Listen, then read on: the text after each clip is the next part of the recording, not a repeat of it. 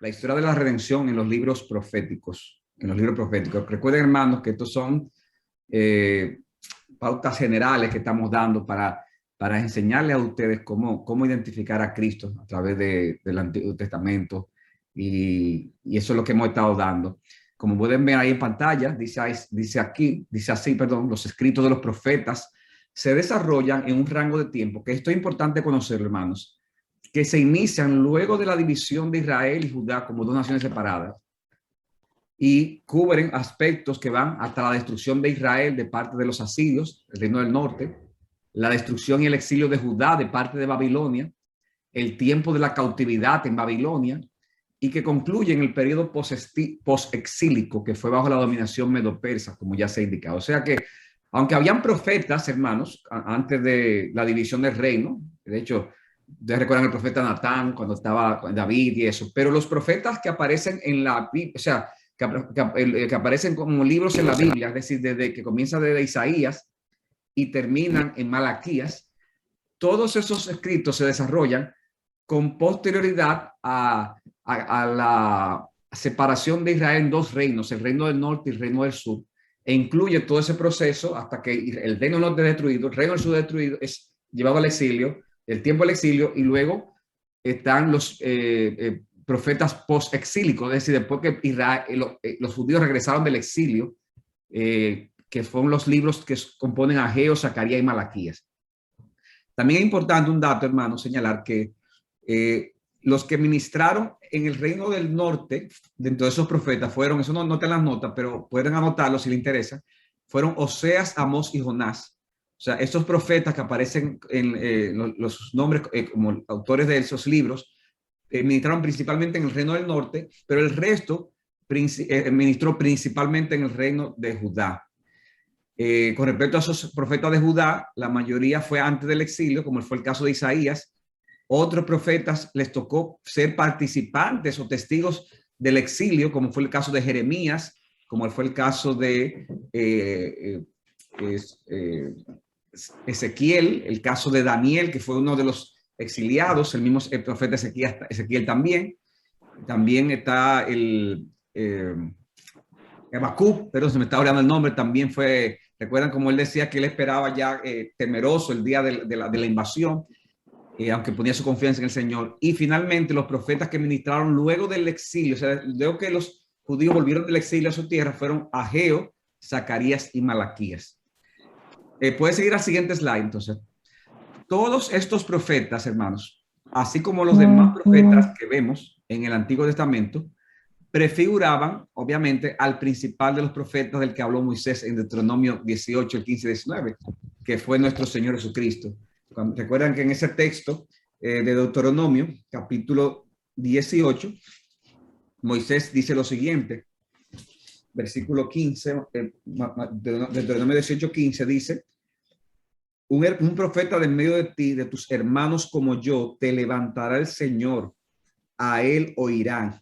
Y luego ese texto, hermano, es citado en el Nuevo Testamento para decir, lo citan los apóstoles para decir que eso es un cumplimiento en la persona de Cristo. O sea que cuando usted piensa en esos profetas, usted puede hacer la conexión de esos profetas con Cristo, en el sentido de que todos los profetas apuntan al Señor Jesucristo. Pero también tenemos que el mensaje que ellos proclamaron en diferentes ocasiones, luego, hermanos, tendría un fuerte componente, una fuerte dimensión evangélica del evangelio, como fue el caso del profeta Habacuc. Habacuc capítulo 2, versículo 4, cuando dice, así es el orgulloso, en él su alma no es recta, mas el justo por su fe vivirá. Y sabemos que ese texto después es tomado por Pablo en Romanos capítulo 1 para definir el evangelio de Cristo y decir cómo ese evangelio se recibe por la fe y el justo vive por medio de la fe. También, hermanos, las profecías que se hacen del Mesías de forma directa o de forma tipológica en los profetas, hermanos, son abundantes, sobre todo de manera principal en el caso de Isaías. Y hay un texto que uno lo lee inclusive con frecuencia en Santa Cena, que es Isaías capítulo 53, que es una descripción impresionante, hermanos, de la persona de Cristo. O sea que definitivamente, hermanos, que cuando uno va a los profetas es muy fácil hacer la conexión de muchos de esos profetas con la persona de Jesucristo. Sin embargo, hermanos, yo quiero, por ejemplo, ver con ustedes, ahí no está en pantalla, algunos pasajes, así brevemente, en las cuales dentro de los profetas podemos hacer la conexión con Cristo, pero que si uno no se lo mira de una manera atenta, pudiera pasarla desapercibido. O sea, hay muchos pasajes en los profetas en los cuales es obvio, hermanos, que es una conexión, habla de Cristo, ¿verdad? Como Isaías 53. Pero hay otros pasajes que pudiéramos pasar por alto esa conexión cristológica. Yo les voy a dar un ejemplo, hermanos. Vamos a ver algunos ejemplos que no están ahí en pantalla. Por ejemplo, ustedes recuerdan el famoso texto de Isaías capítulo 6. Dice en Isaías 6, esa es cuando la visión que tuvo Isaías de la gloria de Dios. Dice Isaías capítulo 6, versículo 1. En el año de la muerte del rey Usías, dice, vi yo al Señor sentado sobre un trono alto y sublime. Y ahí ustedes recuerdan cómo describe esa gloria de Dios, los ángeles que volaban alrededor y cubrían sus rostros. Dice el versículo 3, y el uno al otro daba voces diciendo, santo, santo, santo es el Señor de los ejércitos. Llena está toda la tierra de su gloria. Y se estremecieron los cimientos de los umbrales del que clamaba, y la casa se llenó de humo. Entonces dije, ay de mí, porque perdido estoy, pues soy hombre de labios inmundos, y en medio de un pueblo de labios inmundos habito, porque mis ojos han visto al Rey, el Señor de los ejércitos. ¿A quién vio Isaías? Dice al Rey, el Señor de los ejércitos. Y dice que voló hacia él un serafín con un carbón encendido en su mano que había tomado del altar con las tenazas y tocó sus labios y dijo, esto ha tocado tus labios y es quitado tu iniquidad y perdonado tu pecado. Entonces uno ve esa visión y dice, wow, Isaías tuvo una visión de la gloria de Dios. Y no, definitivamente fue eso, esa visión. Sin embargo, hermanos, aunque nosotros podemos hacer la conexión del evangelio con el hecho de cómo Dios limpió a Isaías su pecado usando el simbolismo del carbón con que tocó sus labios, y eso es un símbolo, hermano, de la obra de Cristo. Sin embargo, hermano, la misma visión que tuvo Isaías es una visión que nosotros no lo conectamos muchas veces con la persona de Cristo. Sin embargo, dice en Juan capítulo 12, en el Evangelio de Juan capítulo 12, que Cristo mismo dice en el versículo 41 lo siguiente. O dice, perdón, el evangelista dice, perdón, hablando de Cristo, dice que Jesús, dice el versículo 37 de Juan 12, aunque había hecho tantas señales delante de ellos, no creían en él, para que se cumpliera la palabra del profeta Isaías que dijo, Señor, ¿quién ha creído nuestro anuncio? Por eso no podían creer, porque Isaías dijo también, él ha cegado sus ojos y endurecido su corazón para que no vean con los ojos y entiendan con el corazón y se convierte y yo los sane.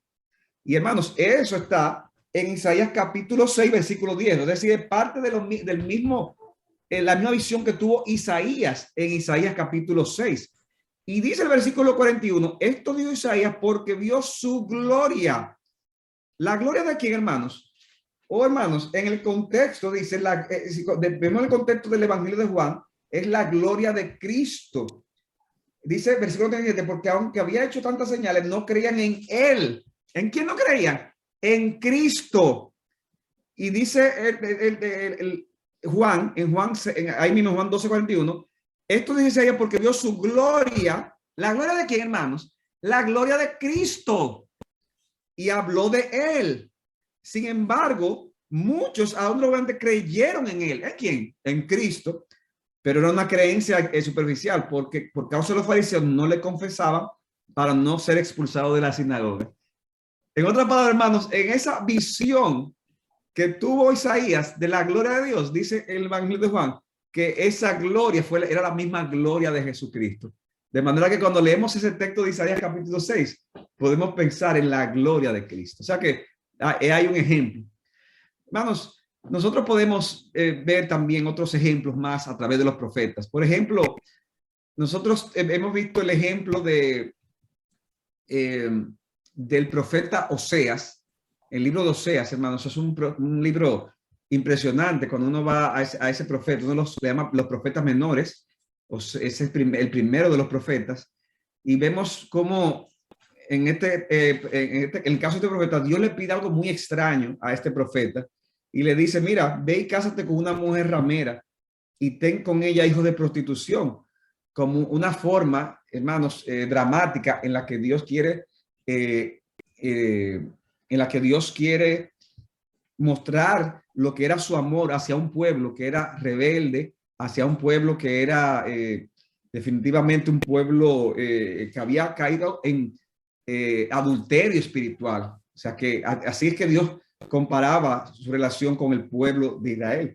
Y hermanos, vemos cómo en ese pasaje de Oseas, vemos cómo José se casa con la infiel Gomer, tuvo hijos, los hijos que tuvo, en la cual hay estudiosos que entienden que pueden haber sido hijos no necesariamente del mismo Oseas. Y nada, hermanos, vemos cómo pues, aparentemente ella abandona a Oseas y Oseas vuelve y se casa con ella. Y hermanos, uno ve esa historia de Oseas y Gomer y definitivamente, hermano, uno ve las claras conexiones que tiene el libro de Oseas con Cristo y con el Evangelio. Y cómo, hermanos, siendo nosotros, estando en el mundo, estando en adulterio espiritual, cómo el Señor viene y nos rescata y viene y el Señor nos perdona. O sea, que vemos las conexiones. También, hermanos, en el libro de Oseas se dan declaraciones también que podemos si prestamos atención, vemos conexiones con Jesucristo. Por ejemplo, dice en el libro de Oseas, capítulo 5, en un momento en el que Dios está reprendiendo al pueblo de Israel, dice en en Oseas, perdón, capítulo 5, versículo 14, lo siguiente. Oigan esto, hermano, qué impresionante. Porque yo seré como león para Efraín y como leoncillo para la casa de Judá. Yo mismo desgarraré y me iré, arrebataré y no habrá quien libre. Me iré y volveré a mi lugar hasta que reconozcan su culpa y busquen mi rostro. En su angustia me buscarán con diligencia. Y ahora en el capítulo 6, versículo 1, vemos la respuesta del pueblo ante esa declaración. Vengan, volvamos al Señor. Y vean lo que dice, hermanos. Porque Él nos ha desgarrado, pero nos sanará. Nos ha herido, pero nos vendará. Nos dará vida después de 2 días. Al tercer día nos levantará y viviremos delante de Él. Hermanos, ¿quién fue desgarrado? Y sin embargo, al tercer día vino a la vida y vino y completó su obra.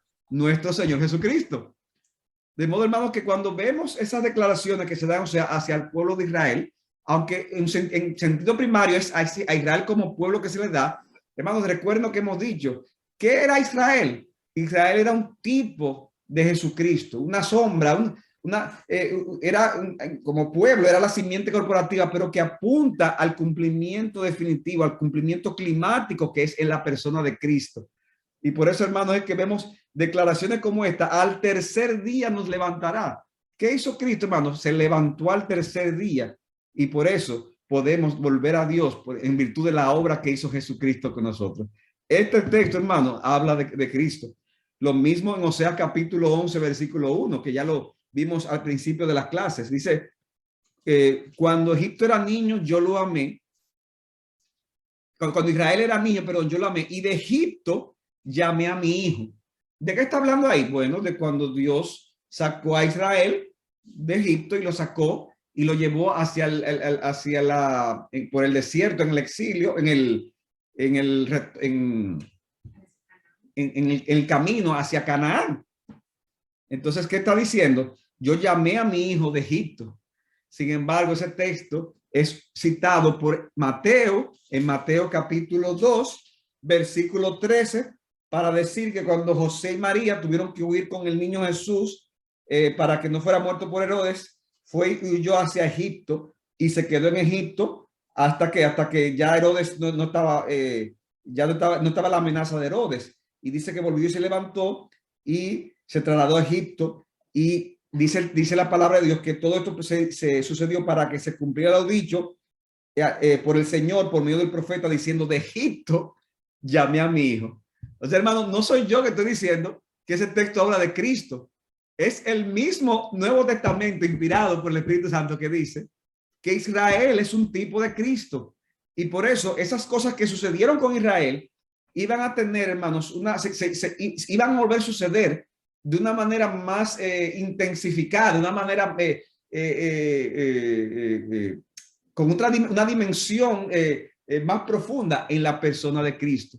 Y por eso que yo siempre insisto, hermano, que nosotros debemos de leer el Antiguo Testamento con ojos cristianos, con el entendimiento que tenemos de Cristo. No debemos de sacrificar el significado primario, hermanos. Y eso tiene una explicación cuando hablamos de Oseas y de lo que era Israel. Pero, hermano, debemos de conectarlo con la persona de Jesucristo. También, por ejemplo, tenemos el caso del profeta Jonás. Oseas, Joel, Amós y Jonás. Hermanos, ¿qué vemos en el libro del profeta Jonás? Vemos que comienza Jonás, Dios le manda a que vaya a Nínive a predicar. ¿Y qué hace Jonás? Jonás va y huye hacia el lado opuesto de Nínive. ¿Y qué pasa? Se levanta para ir a Tarsis, lejos de la presencia del Señor. Y dice la escritura que había una tormenta en medio del mar y las personas que estaban ahí pensaban que se iba a hundir. Pero Jonás estaba durmiendo. Entonces lo despiertan y dice, clama a tu Dios para que no nos ahoguemos. ¿Y qué le dice Jonás? Jonás se identifica y dice quién es, a qué Dios sirve, y ellos se llenan de temor. Y Jonás le dice, mira, ustedes quieren salvarse, tírenme al mar y ustedes se van a salvar. ¿Y qué sucede, hermanos? Que ellos, llenos de temor, toman a Jonás y es tirado y es lanzado al fondo del mar. ¿Y qué sucedió, hermanos? Que una vez Jonás fue lanzado al fondo del mar, la tempestad cesó y hubo una gran calma. Y hermanos, ¿qué vemos ahí? Nosotros vemos que esos son eventos literales que pasó, pero apuntan a que, hermanos, a la ira de Dios. Esa tormenta apunta, hermanos, a la ira de Dios por nuestro pecado, que es calmada, que es pacificada por la obra de Cristo. O sea, Cristo se da por nosotros para que nosotros no suframos los embates de la ira de Dios. Y por eso, hermanos, que dice la escritura que cuando Jonás es lanzado al fondo del mar, ¿qué sucede? Que es tragado por un gran pez. ¿Y qué tiempo dura Jonás en ese pez? 3 días.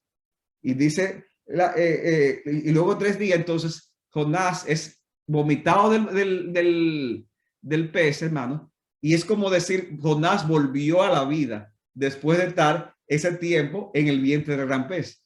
Y hermanos, no soy yo que lo digo, sino que es el mismo Jesucristo en Mateo, capítulo 12, versículo 40, cuando dice, vamos a leer desde el 39, pero él respondió, Cristo, una generación perversa y adúltera demanda señal y ninguna señal se le dará sino la señal de Jonás el profeta.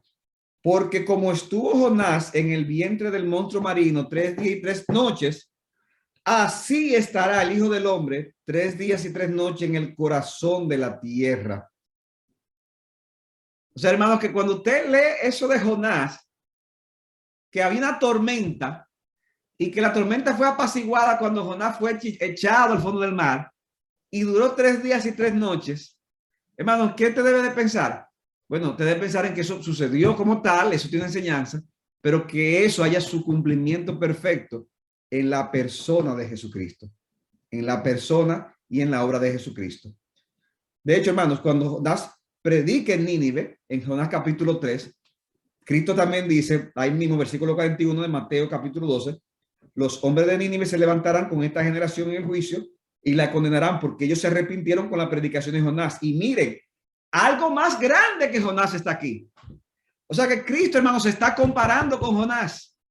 Cristo está diciendo, yo soy un Jonás, claro, un Jonás superior, un Jonás perfecto.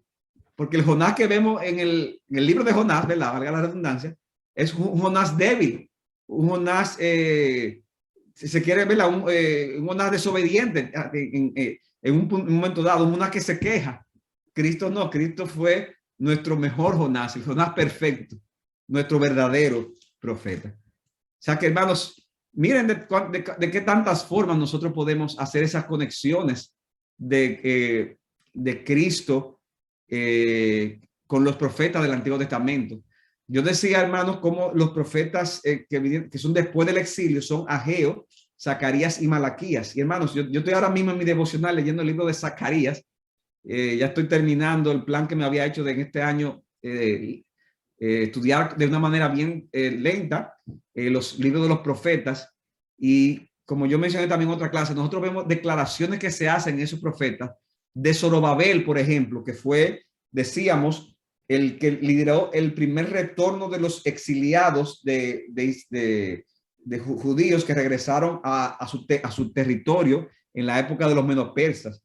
Y vemos cómo Dios da palabra de ánimo, tanto a Zorobabel como a Josué, que era el sumo sacerdote también que estaba en esa época junto con Zorobabel. Hermanos, nosotros vemos, por ejemplo, en Ageo capítulo 2, versículo 20 al 23, esta declaración dice así. Tú puedes poner el siguiente slide, Robin. Ageo capítulo 2, 20 al 23, dice, la palabra del Señor vino por segunda vez a Ageo el día 24 del mes, diciendo, habla Zorobabel, gobernador de Judá, yo estremeceré los cielos y la tierra y volcaré el trono de los cielos, de los reinos, y destruiré el poder de los reinos de las naciones, y volcaré el carro y los que montan en él, y caerán los caballos y sus jinetes, cada uno por la espada de sus hermanos. En aquel día, declara el Señor de los ejércitos, te tomaré a ti, Zorobabel, hijo de Salatiel, siervo mío, declara el Señor, y te pondré como anillo de sellar, porque yo te he escogido. Entonces, es una palabra que Dios le da a Zorobabel, hermanos, pero que al final las cosas que se dicen ahí no tienen un cumplimiento pleno en Zorobabel, hermanos. Tienen un cumplimiento pleno en la persona de Jesucristo. Por eso dice, ¿verdad? Ustedes pueden ver en pantalla lo que dice José Grau. José Grau dice, mientras Dios iba a derribar a las naciones, trataría a Zorobabel como su tesoro más preciado, dándole una posición en la que quedaría inseparablemente ligado a él, a Yahvé. Se vislumbra aquí a Cristo y a los pueblos y al pueblo de los redimidos atravesando victoriosamente las peores catástrofes que pueden azotar al mundo. Y hermanos, este mismo Zorobabel después es mencionado en Mateo 1 como parte de los ascendientes de Cristo. O sea que aquí se conecta de nuevo también a Zorobabel con el tema de la simiente de nuestro Señor Jesucristo. Incluso, hermanos, Dios ordenó a realizar eventos y actos a profetas, hermanos, que hacen también una clara conexión con la persona de Cristo, como vimos en el caso de Oseas con la infiel Gomer, etcétera. Hermanos, para concluir entonces esta parte, puedes dar al siguiente slide. Para concluir aquí, hermanos, podemos aprender a identificar a Cristo y su obra a través de todo el Antiguo Testamento. Es imposible que vayamos verso por verso. Hermanos, sí, tienen que tener pendiente, hermanos, para que pongan el mute, que a veces se oye a veces unas voces hablando. Hermanos, debemos aprender a hacer la conexión de diferentes formas específicas. Este es un tema que a veces uno se siente como un terreno, pero ¿cómo lo hago? Y hermanos, que yo he querido que a través de esta clase enseñar, hermanos, cómo hacerlo de diferentes maneras. Como dice ahí en pantalla, en la medida en que nos empapemos mejor de esta historia de la redención con el trasfondo de la teología bíblica y siendo fiel al sentido primario de cada pasaje, veremos, hermanos, cómo será siendo más fácil identificar a Cristo y su obra, no solamente por medio de las profecías mesiánicas directas, sino a través de toda la tipología, así como la consideración del contexto completo del Antiguo Testamento a la hora de considerar cada pasaje. O sea que, hermanos, eso con respecto al tema de ver a Cristo a través de la historia de la redención, a través de los libros del Antiguo Testamento. Yo quiero pasar, hermanos, a otro tema que lo voy a ver más brevemente, que es el tema de los pactos que aparecen en el Antiguo Testamento. Pero quisiera saber, hermano, antes de pasar a ese punto, si tienen alguna pregunta que quisieran que tocáramos de lo que estamos viendo. ¿Alguna pregunta?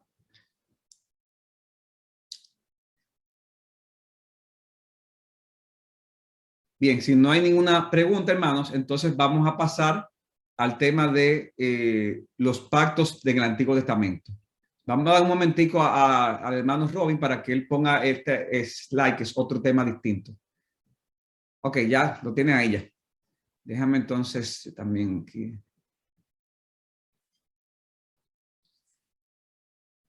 Bien, hermanos, luego de haber considerado el tema de la historia de la redención a través de los libros del Antiguo Testamento, yo quiero destacar, hermanos, cómo, y es algo que lo mencionamos, pero quiero destacarlo ahora como tema aparte, cómo en la Biblia, dentro de esa historia de la redención, vemos ciertos momentos especiales dentro de dicha historia. Fue la celebración de pactos que Dios, celebrados por la iniciativa de Dios mismo para con el hombre, hermanos. Y aquí, hermano, yo obviamente estoy nutriéndome de diferentes autores que me han sido de ayuda para este tema. Y lo primero que quiero ver con usted, hermano, es la definición de pacto. Los autores Hunter y Wellum definen pacto como una relación elegida entre dos partes ordenada de acuerdo con promesas específicas. Eso es parecido tal vez al matrimonio, que cuando hay un pacto, lo más importante es la relación y las promesas que se dan sirven como forma de proteger y profundizar esa relación. Sin embargo, pensando en los pactos de la Biblia, Hunter y Wallum agregan, como dice ahí en pantalla, que la palabra pacto nos dice algo acerca de quién es Dios y cómo actúa Dios. Y nos dice, hermano, que Dios es un Dios que entra en relaciones con los hombres. Él elige entablar relaciones con nosotros, seres humanos que ha creado.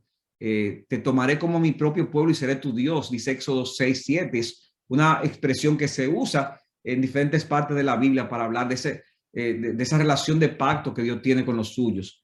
A medida, dice, como ven en pantalla, que el plan de Dios se desarrolla progresivamente, vemos una serie de pactos, vemos una serie de pactos con diferentes personas. Estos pactos, hermanos, aportan, oigan esto, orden, dirección y enfoque a la historia de la redención de Dios. Los pactos son, en ese sentido, simplemente la forma en que Dios se relaciona con su pueblo. Los pactos explican cómo avanza la historia de la Biblia de principio al fin. Y, hermano, el tema de los pactos, hay mucha tela por donde cortar, muchas cosas que se dicen, tienen muchas implicaciones, y mi propósito no es hablar de nada de eso, sino simplemente mencionar de forma introductoria los pactos que se describen en la Biblia y cómo en sentido general se conectan con Jesucristo, que es el tema de esta serie. Entre los teólogos se habla, con respecto al tema de los pactos, se habla del pacto de redención realizado entre las mismas personas de la Trinidad, pero, hermanos, no es mi objetivo entrar ahí en ese tema. Yo quiero situarme, hermanos, en los pactos que vemos que Dios hace con el hombre y cómo Cristo se presenta a través de esos pactos. De modo que veamos cada uno de esos pactos de manera particular. Primero tenemos, hermanos, el pacto que Dios hace con Adán, aunque no se usa explícitamente la palabra pacto, pero en consenso, si se quiere, la mayoría de los estudios entienden, hermanos, que ese es el primer pacto que se da.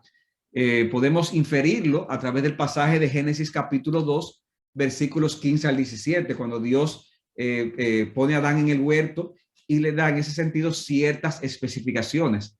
Y como dice ahí en pantalla, hermano, la estipulación que Dios le pide a Adán es que no debía de comer del árbol de la ciencia del bien y del mal. Y si se cumplía con esta estipulación, con esta orden, ¿qué sucedería, hermanos? El hombre gozaría a plenitud de una vida perfecta y permanente sin pecado. La consecuencia de la desobediencia, de esa estipulación, ¿y qué iba a traer, hermano? La muerte. Iba a entrar la entrada del pecado en el mundo y va a traer la muerte, que fue lo que lamentablemente sucedió. Por eso vemos ahí, como dicen pantallas, al final Adán no cumplió, por lo que no pudo, no se benefició en ese sentido de esa vida perfecta y libre de pecado. Y sabemos también, hermanos, que cuando Dios entró en pacto con Adán, Adán era representante de toda la raza humana. Y por eso, hermanos, dice la Biblia que en Adán todos pecamos, todos somos pecadores. Y aún, hermanos, vemos, sin embargo, que a Dios actuando con gracia cuando Adán peca, cuando le da la promesa de la simiente, que ya vimos en Génesis 3:15, que de la simiente de la mujer vendría alguien que destruiría la cabeza de la serpiente. O sea que eso es con respecto al pacto de Adán. Luego en la Biblia se nos presenta el pacto con Noé.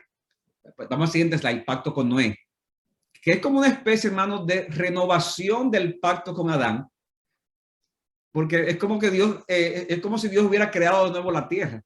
Recuerden, hermanos, que Dios advierte al mundo que el mundo iba a ser destruido, pero Noé halla gracia ante los ojos de Dios. Noé prepara el arca y vemos en ese sentido cómo Noé y su familia se salvan y el mundo entero destruido. O sea que Noé, con Noé, hermano, se inicia, por decirlo así, como si fuera un nuevo mundo, porque el mundo anterior había sido destruido. ¿Por qué? Por medio del diluvio. Ahora, hermanos, este es un pacto que, al igual que el pacto de Adán, hermanos, el pacto de Adán, no lo mencioné ahorita, ¿a quiénes incluyó? Bueno, incluye, hermanos, a toda la creación. Toda la creación fue maldita, y en Adán también toda la raza humana fuimos pecadores. Este pacto con Noé también incluyó a toda la creación como el anterior. Y a través del mismo, Dios le promete a Noé, se menciona ese pacto en Génesis 9, cuando él sale del arca. Dios le promete a Noé que de que no iba a volver a destruir la tierra por medio del diluvio. Y hermano, la idea no es que el mundo iba a existir para siempre. La idea es que no iba a destruir la tierra por medio del diluvio, sino que la iba a preservar hasta que se cumplieran sus propósitos redentores. O sea, había una promesa que debía de cumplirse. Entonces, Dios iba en ese sentido a preservar la tierra. Y por eso dice en Génesis 8:21, el Señor percibió el aroma agradable y le dijo al Señor para sí: nunca más volveré a maldecir la tierra por causa del hombre, porque la intención del corazón del hombre es mala en su juventud. Nunca volveré a destruir todo ser viviente como lo he hecho. Mientras la tierra permanezca, la siembra y la siega, el frío y el calor, el verano y el invierno, el día y la noche nunca cesarán. Pero el contexto, ¿cuál es, hermano? El contexto es: la tierra va a ser preservada para que se cumplan en ese sentido los propósitos redentores del Señor. Y hermanos, vemos cómo Dios estableció el arco iris como señal de ese pacto con Noé. Al igual que Adán, Noé junto con su familia debían de poblar la tierra nuevamente, aunque a diferencia de Adán, él la iba a poblar en un contexto de un mundo ya caído. Es decir, aunque la tierra fue recreada en un sentido, pero fue recreada, pero seguía la maldición del pecado en el mundo. Y por eso vemos que cuando el mundo comienza a poblarse, que Dios le dice que deben de esparcirse, se quieren quedar juntos, y viene el juicio de Dios para que se expandan. O sea que eso con respecto al pacto con Noé. En ese pacto Dios decide preservar la tierra hasta que se cumplan sus propósitos redentores. Y eso nos lleva entonces, hermanos, a el tercer pacto que aparece en la Biblia, que es el pacto con Abraham. Ese pacto lo vemos en Génesis capítulo 15 y es confirmado o ratificado en Génesis 17.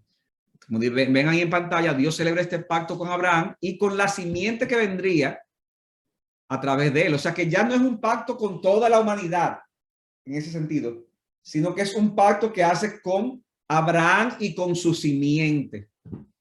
Y hermanos, esa simiente, vemos, ya lo hemos enseñado, se cumple de una manera primaria y corporativa en el pueblo de Israel, pero finalmente se cumple en Cristo, en Mesías, como dice Pablo en Efesios, en Gálatas. Por eso es que vemos que este pacto se ratifica con Isaac y con Jacob. Es en esa familia, la familia de donde vendría el pueblo de Israel y luego donde vendría el Salvador. ¿Y cuál es la señal que se presenta para, en el caso de este pacto? La circuncisión. La circuncisión. Había que circuncidarse para ser parte de este pacto. Las bendiciones primarias de este pacto serían entonces la promesa de una gran nación, ser de bendición a muchas naciones, ser padre de multitud de naciones, como vemos, hermanos, que se cumple en el pueblo de Israel. Pero como ya decíamos ahorita, tiene al final el cumplimiento definitivo es en la persona de Cristo. O sea que este es el pacto con Abraham. Luego nos quedan dos pactos más, el del Antiguo Testamento, el pacto con Israel, que es lo que se conoce como el Antiguo Pacto, hermanos. Cuando ustedes oigan el término Antiguo Pacto en la Biblia, es el pacto ya que Dios hace con Israel como nación. Cuando el pueblo de Israel sale de Egipto y estando en Sinaí, Dios establece su pacto y para ello usa a Moisés como mediador. Y vemos el pacto, hermano, cómo es hecho en Éxodo 20 al 25, cuando Dios se manifiesta a Moisés, le da la tabla de la ley y se manifiesta de diferentes maneras. Y luego vemos cómo en el libro de Deuteronomio ese pacto se vuelve a confirmar. Es lo que en el Nuevo Testamento llama el Antiguo Pacto. De modo, hermanos, que cuando Antiguo Pacto no es lo mismo que Antiguo Testamento. Cuando pensamos en el Antiguo Testamento, hermano, estamos pensando en los libros del Antiguo Testamento que van desde Génesis hasta Malaquías, y ahí se incluyen todos los pactos que se han mencionado hasta ahora. Pero cuando se habla del Antiguo Pacto, se estaba hablando, hermano, del pacto que Dios hace con, específicamente con Moisés, y que tiene que ver con la nación de Israel. En este pacto, hermanos, había estipulaciones muy claras con respecto a las bendiciones de si Israel, si en el caso de que Israel obedeciera, y maldiciones si Israel desobedecía. Por eso es que el pueblo es finalmente llevado al exilio. Porque, hermanos, por la desobediencia. O sea, Dios hace un pacto, que eso lo vemos sobre todo en el libro de Deuteronomio, lo explica claramente. Y en ese pacto Dios dice, yo te voy a bendecir, tú vas a ser una nación próspera, las cosas van a ir bien si tú cumples con la estipulación de este pacto. Pero si no las cumples, ¿qué va a suceder? Al final yo te voy a traer maldiciones y yo voy a dejar que tus enemigos ganen ventaja de ti. Y eso es lo que lamentablemente sucedió cuando Israel fue llevado al exilio, cuando el reino del norte fue destruido por los asirios y luego el reino de Judá fue llevado al exilio por los caldeos. La señal de ese pacto, hermanos, era la observancia del día de reposo. Así como la señal del pacto con Abraham era la circuncisión, la señal distintiva era el sábado, el guardar el sábado o el día de reposo, según vemos en Éxodo capítulo 31, versículos 13 al 17. Y finalmente, hermanos, tenemos el pacto con David. El pacto con David. Este pacto con David, hermanos, el siguiente slide, a diferencia de los anteriores, se enfoca ya no tanto en la nación de Israel, sino que vuelve a enfocarse de nuevo, perdón, en una persona, y es en David y en su línea sucesoria, en los descendientes de David. Y tiene la particularidad de que aunque es un pacto, pero se desarrolla dentro del antiguo pacto. O sea que no es un pacto que sustituye el pacto de Moisés, sino que vemos que se desarrolla dentro del contexto del pacto de Moisés, del pacto o del antiguo pacto, perdón, pacto de Sinaí. Y vemos, hermanos, cómo este pacto Dios lo hace con David, en la que le garantizaba que la línea sucesoria, su línea sucesoria gobernaría Israel, iniciándose un cumplimiento con Salomón. Y por eso vemos que en segundo de Samuel, en el libro de segundo de Samuel, capítulo 7,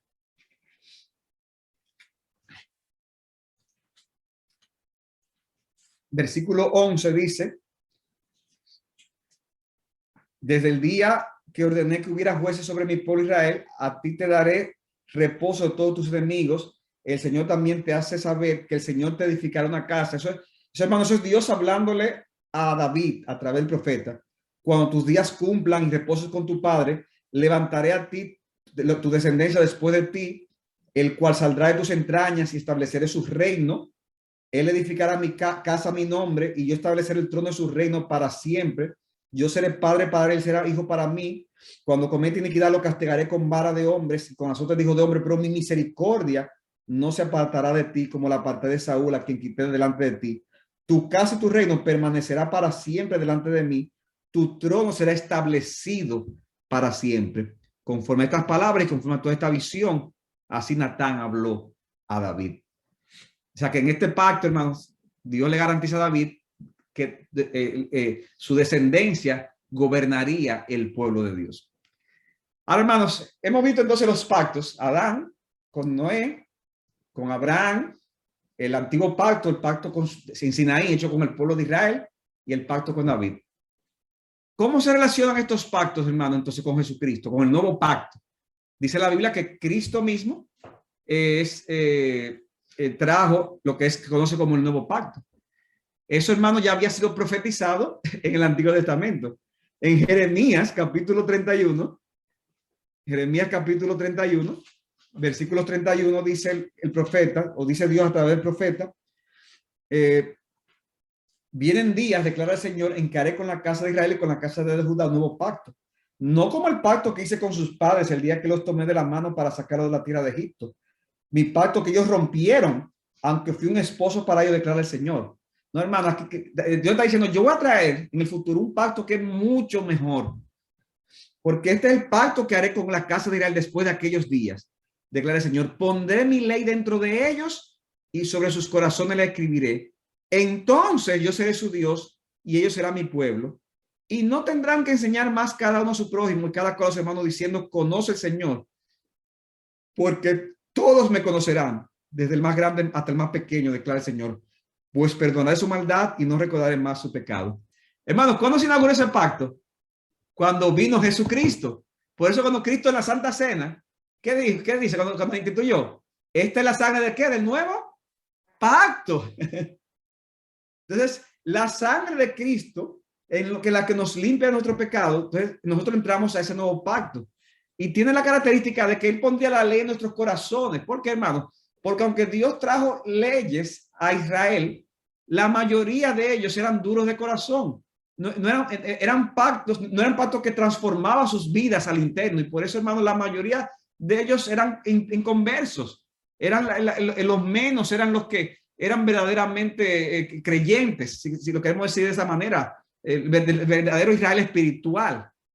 Pero cuando entramos al nuevo pacto y los que somos parte del nuevo pacto, hermanos, somos verdaderamente creyentes. ¿Por qué? Porque ya ahora la ley está en nuestros corazones y no es necesario que se nos diga conoce a Cristo, al Señor.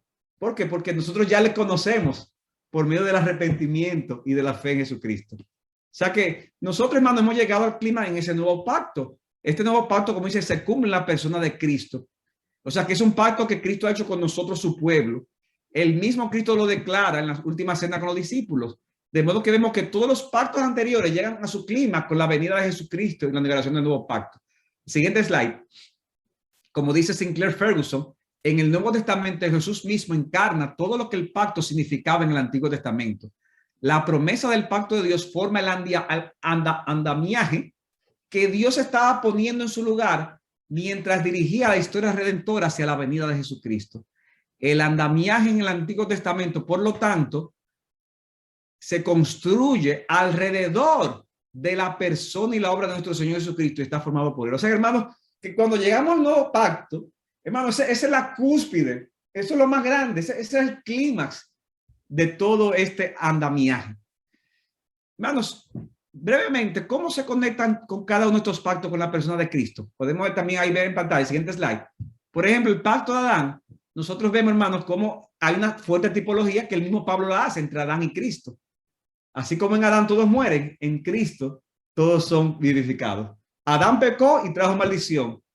Cristo fue perfecto y ahora nosotros somos declarados justos. El pacto con Noé. Dijimos que este pacto garantizaba la permanencia de la tierra hasta el cumplimiento de los propósitos redentores. Dichos propósitos redentores son llevados a cabo por Jesucristo. Y a diferencia del diluvio, la destrucción por fuego que ocurrirá con su segunda venida también traerá como resultado una tierra completamente renovada. Hermanos, ¿qué vino en la época de Noé? El diluvio. ¿Y qué sucedió? Que vino una nueva tierra. Con Cristo vendrá también una destrucción, pero no por el diluvio, sino por fuego, dice 2 Pedro 3. Y lo compara con Noé en el 2 Pedro capítulo 3. Y dice que así como lo dio Noé, así sucederá en aquel tiempo. Pero ¿qué sucederá? Que luego de esa destrucción, que vendrán entonces un cielo nuevo y una tierra nueva. Versículo 11, 2 de Pedro 3, 11, dice porque 2 de Pedro, pero 3, 9, dice, el Señor no retará su promesa como algunos la tienen por tardanza, sino que es paciente para con nosotros, ustedes no queriendo que nadie perezca, sino que todos vengan al arrepentimiento. Pero el día del Señor vendrá como ladrón, en el cual los cielos pasarán con gran estruendo y los elementos serán destruidos. Pero dice el versículo 6, el versículo anterior, el mundo de aquel entonces fue destruido por agua. Pero dice el 7, pero los cielos y la tierra actual están reservados por su palabra para el fuego, guardado para el día del juicio. O sea que vemos, hermano, esa conexión de Noé con Jesucristo. Y vemos cómo con Noé vino la destrucción por agua, una nueva tierra. Con Cristo vendrá la destrucción por fuego, una nueva tierra. Luego tenemos en el siguiente slide el pacto con Abraham, que ya vimos, hermanos, cómo Pablo explícitamente dice en Gálatas 3:16 que al final, hermano, la simiente al final, de manera climática, no es Israel, es Jesucristo. Y por eso, hermanos, que nosotros los cristianos podemos llamarnos el Israel de Dios, porque dice en Gálatas 3 que nosotros hemos sido unidos a Cristo. Y si Cristo es la simiente de Abraham, si Cristo es el descendiente de Abraham, si Cristo es el hijo de Abraham, y nosotros somos unidos a Cristo, ¿qué somos nosotros? Somos entonces la simiente de Abraham por causa de nuestra unión con Jesucristo. Y hermanos, tenemos también el pacto con Israel o el antiguo pacto. El Nuevo Testamento hace constante alusión a este antiguo pacto para enfatizar, hermanos, cómo ese pacto ha sido reemplazado por Jesucristo. Ya que el primero solo podía actuar externamente, el segundo nos cambiaría internamente. Y es ese antiguo pacto donde vemos los sacerdotes, los sacrificios, todas estas cosas que apuntaban a la persona de Cristo. Y finalmente, hermanos, está el pacto con David. Nosotros leímos ya segunda de Samuel, capítulo 7, y cómo en ese pacto con David, Dios le dice, mira, de tu descendencia gobernarían. Pero hermanos, ¿ustedes recuerdan qué pasó con esa descendencia de David? Cuando vino el exilio a Babilonia, que fue descabezado. ¿Ustedes recuerdan eso? Y Sedequías, que fue el último rey, sus hijos fueron sacrificados, fueron muertos, y se le sacó los ojos y fue llevado humillado a los caldeos. Pero hermanos, al final, esa promesa con David no fracasó. Se cumpliría en la persona de Cristo, quien es el hijo de David y que nació 2000 años después, y que se cumplió en él las profecías de que él sería el rey del pueblo de Israel, pero ahora no del Israel físico, hermano, sino del Israel espiritual, donde estamos los judíos y los gentiles. Siguiente slide. De modo, hermano, que si vemos en conclusión todo esto, nosotros podemos resumirlo de la siguiente manera. El tema de la salvación de Cristo a través de los pactos significa que a través de Adán se promete que la salvación vendría por la simiente de la mujer. A través de Noé sabemos que la creación, a pesar de los efectos del pecado, sería preservada para la salvación que se traería a través de esa simiente de la mujer. A través de Abraham vemos que la salvación vendría a través de una familia. A través de Israel vemos que la salvación vendría a través de un pueblo. Y finalmente a través de David vemos que la salvación vendría a través del linaje de un rey. Al final, hermano, todo apunta a nuestro Señor y Salvador Jesucristo. De modo, hermano, que esto es a grandes rasgos lo que yo he querido compartir con ustedes, el tema de los pactos de Dios en el Antiguo Testamento y su conexión con Jesucristo en el Nuevo Pacto. Cuando analizamos este tema, hermano, de la historia de la redención y vemos el tema de los pactos como el marco a través del cual se desarrolla dicha historia, entonces, hermanos, tendremos todos una fuerte convicción afianzada de que Jesucristo, hermanos, es central en todo el Antiguo Testamento, y aprenderemos, hermanos, a ver a Jesucristo y a beneficiarnos de él. De modo, hermano, que con esto terminamos el tema de los pactos de la Biblia y su conexión con la persona de Cristo. Y con esto, hermano, también terminamos las clases de Jesucristo en el Antiguo Testamento. O sea, la idea, recuerden, no era, uno puede pasar tiempo y tiempo y tiempo hablando de estas cosas, pero hermanos, yo pienso que estas clases han sido lo suficientemente completas, estas 7 clases, para enseñarles a ustedes, hermanos, enseñar a todos nosotros a beneficiarnos a Cristo. Recuerden, hermano, que la idea no es hacernos más inteligentes con estas cosas.